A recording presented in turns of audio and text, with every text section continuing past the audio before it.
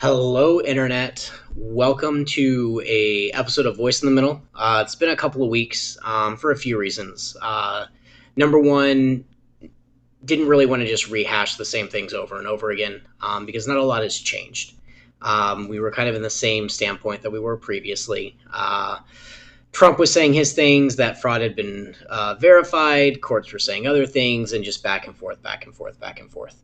And I was going to realistically probably wait until tomorrow to put a video out, but then today happened. Um, and we need to have a serious discussion about today and the fact that today is not okay. During the Black Lives Matter riots, I said over and over again that this is not okay. Violence is not the answer or the solution to the issues that we're having. I'm not going to say violence is never the area that we need to go. We were founded on protest. We were founded on a giant riot, right? We rioted against England. It is in our history. It is in our DNA. We've supported uprising against governments in other countries, and fighting and infighting. So I'm not going to sit here and say there's never a point in time where you don't have to, put your boots on and go do something drastic.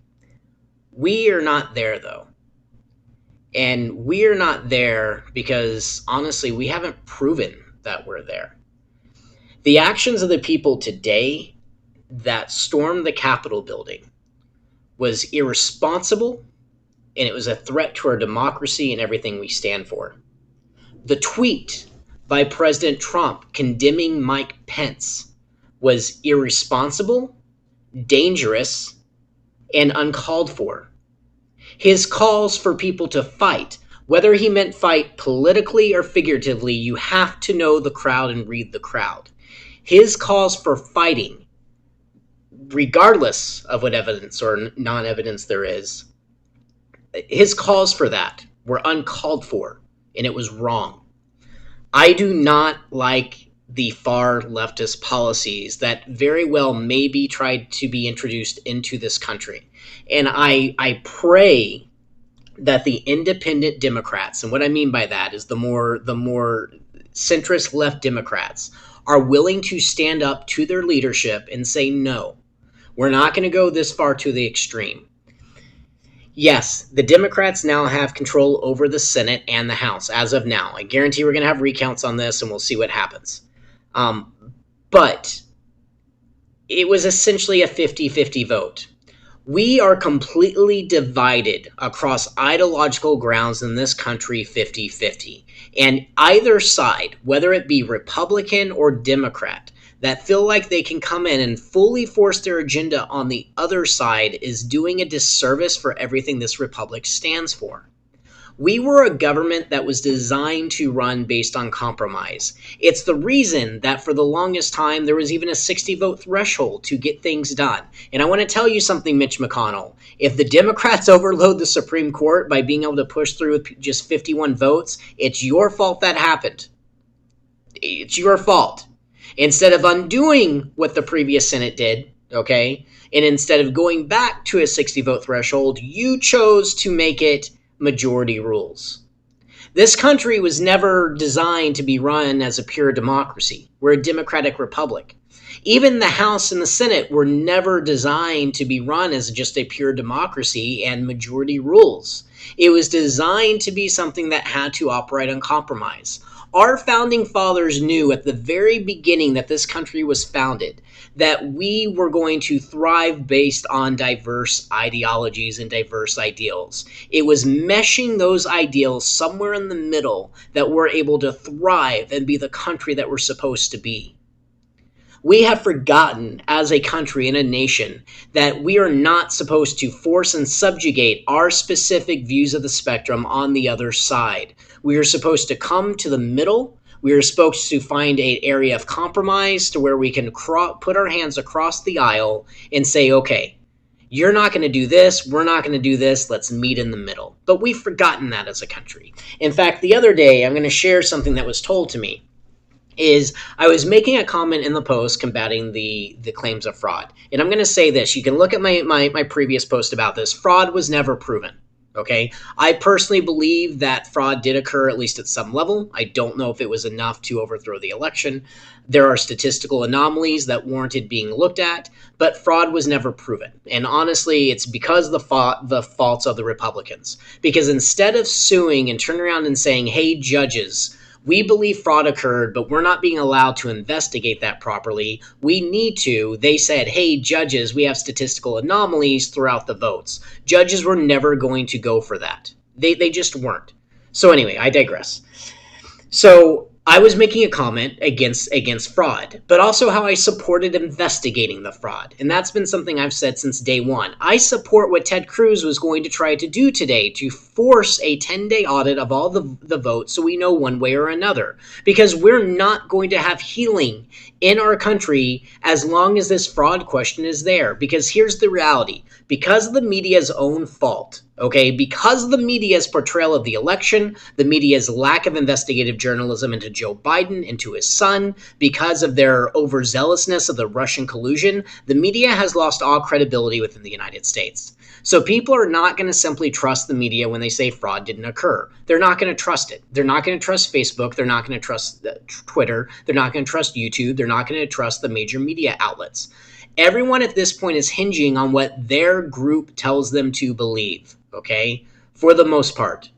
Everyone, if Republicans tell you to believe one thing, you believe what the Republicans say. If Democrats tell you to believe something else, you believe what the Democrats say, all right? So because of that, what is going to happen if this investigation does not occur is you're going to have a large group of people that believe fraud did occur, this election was stolen, and we're never going to heal.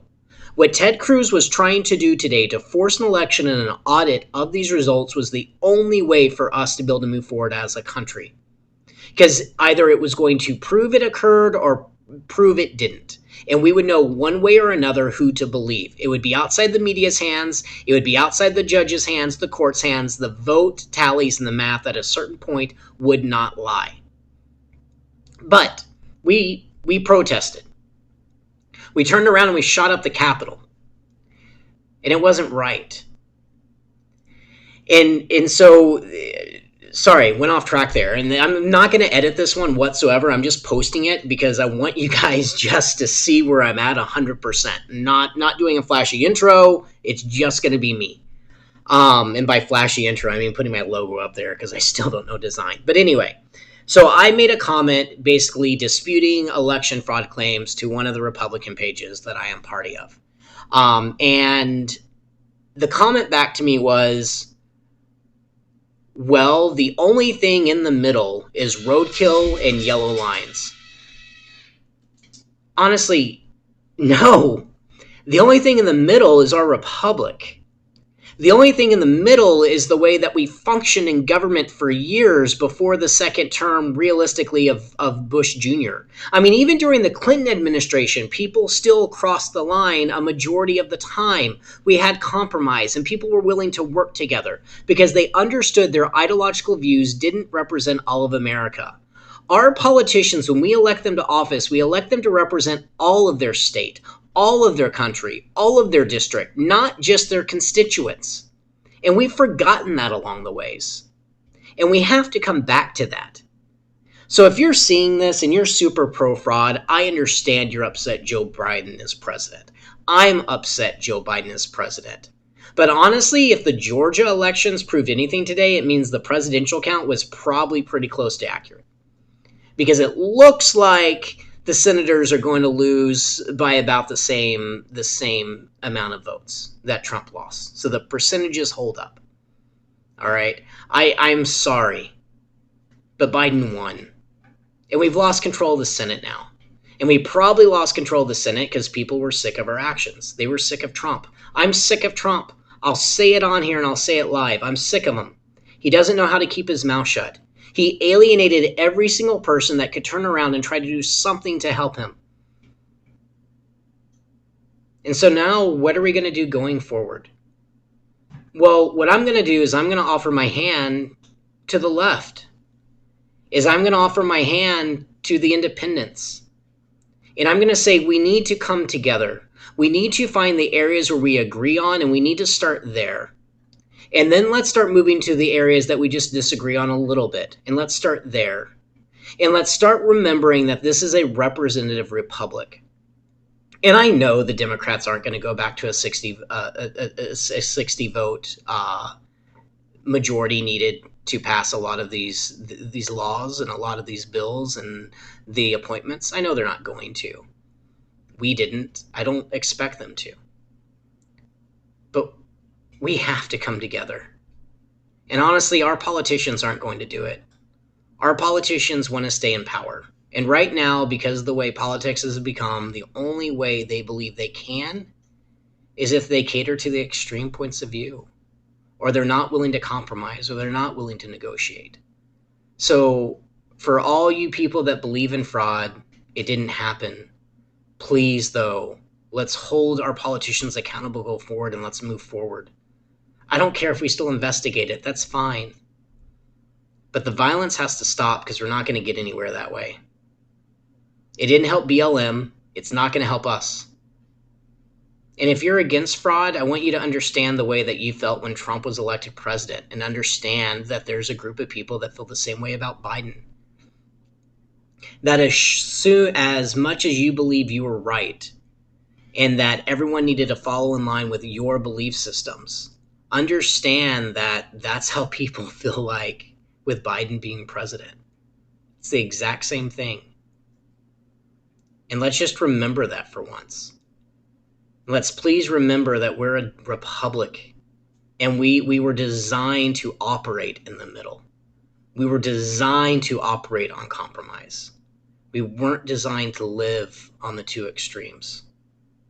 So anyway, if this is the first time viewing this video, please like, subscribe to the channel. This is a brand new channel. I was starting to kind of publish it a little bit as it started off, but Facebook kind of put a nix on all political promotion, so did YouTube. So at this point, I literally haven't been able to promote it. So if you randomly come across this, please like, subscribe, look at my current videos, kind of see where my position is. Everyone stay safe out there. And I will, especially as this election finally dies down, I'll probably be able to start getting more promotions out there. So hopefully, maybe you find this video a few weeks from now because you find the channel through a future video. But anyway, everyone stay safe. God bless. I love you all. This is Dustin with a Voice in the Middle, and I will talk to you guys again soon.